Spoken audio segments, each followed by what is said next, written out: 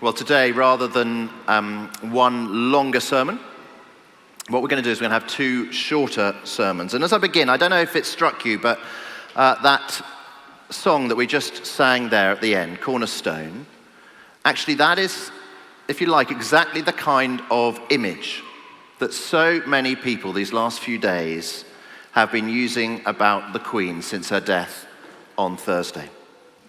Certainly for me, that's what struck me. I particularly actually on the evening after she died, Thursday evening, as I watched the BBC's coverage of her death. Again and again, this words used by so many different people, and with this idea of the Queen as our cornerstone. Our new Prime Minister, Liz Truss, she said she was the rock on which modern Britain was built.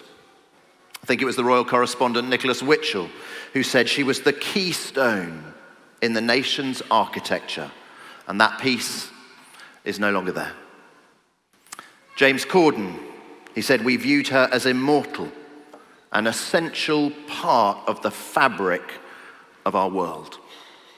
A member of the public outside Windsor Castle that night, she said she was everyone's grandmother, the constant that has always been there. Boris Johnson described her as the keystone in that vast arch of the British state. Everyone spoke of the Queen as the cornerstone of life and the cornerstone of our country, holding everything together. And since her death, our screens, our papers have been filled with wonderful eulogies from leaders across the world. We've been rightly reminded of her extraordinary dedication to duty, of her wise leadership, of her beaming smile, of her ability to make anyone feel comfortable and valued. We've been reminded of her reign as the longest ruling monarch in British history, the only monarch that most of us have ever known. We know that she was, as in the words of the national anthem, she was long to reign over us. And she did it with such style and with such skill and with such substance. She was, in so many ways, the cornerstone of our nation. And yet she knew that her cornerstone was elsewhere. Her cornerstone was not herself, but her cornerstone was her faith in Jesus Christ. That's what she said in 2014 in her Christmas broadcast that year. She said, "For me, the life of Jesus Christ, the Prince of Peace, is an inspiration and an anchor in my life."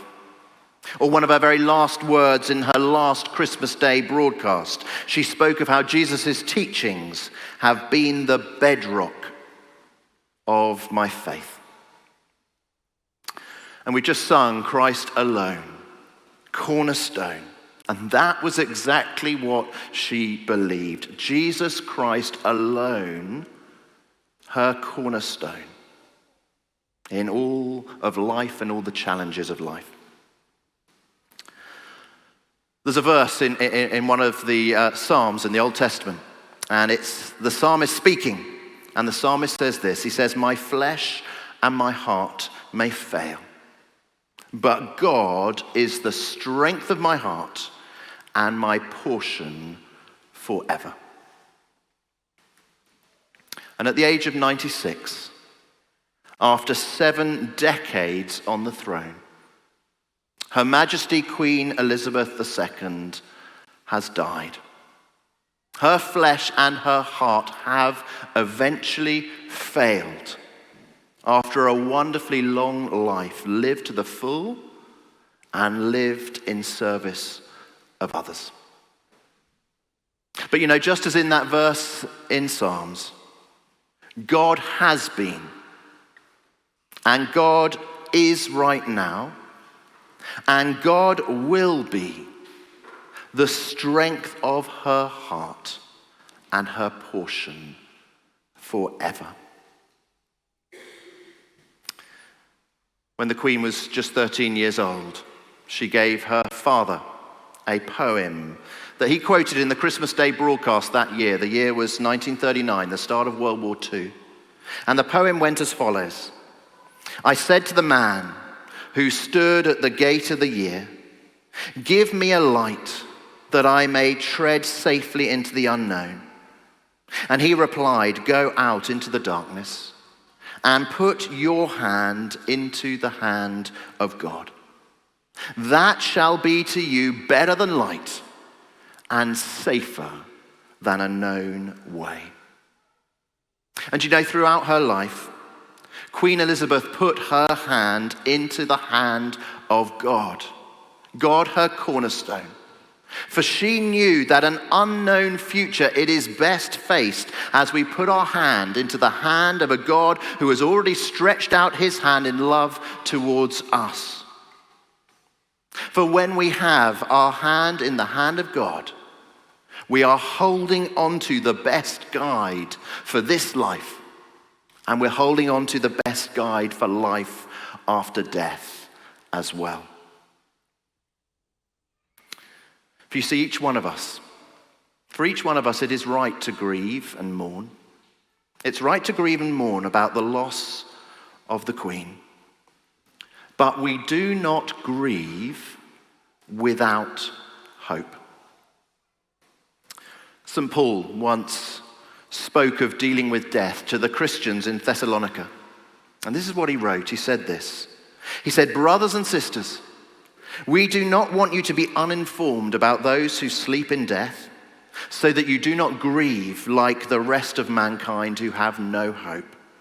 For we believe that Jesus died and rose again, and so we believe that God will bring with Jesus those who have fallen asleep in him.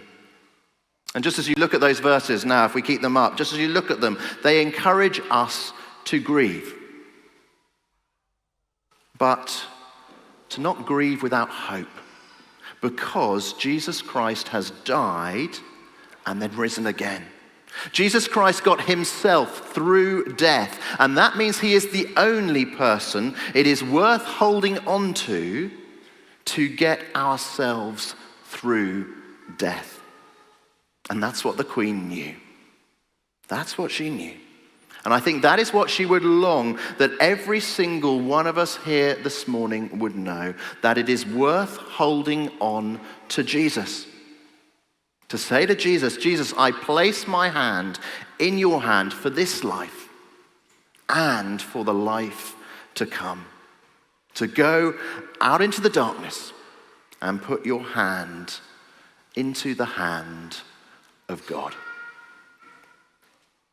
Verse 14 again says, we believe that Jesus died and rose again. And so we believe that God will bring with Jesus those who have fallen asleep in him.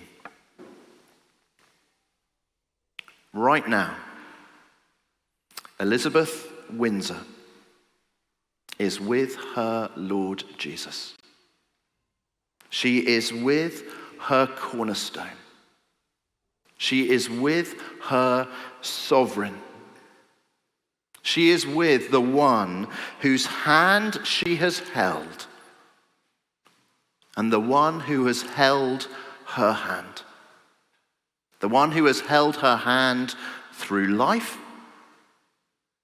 and the one who now holds her hand through death. God saved the Queen.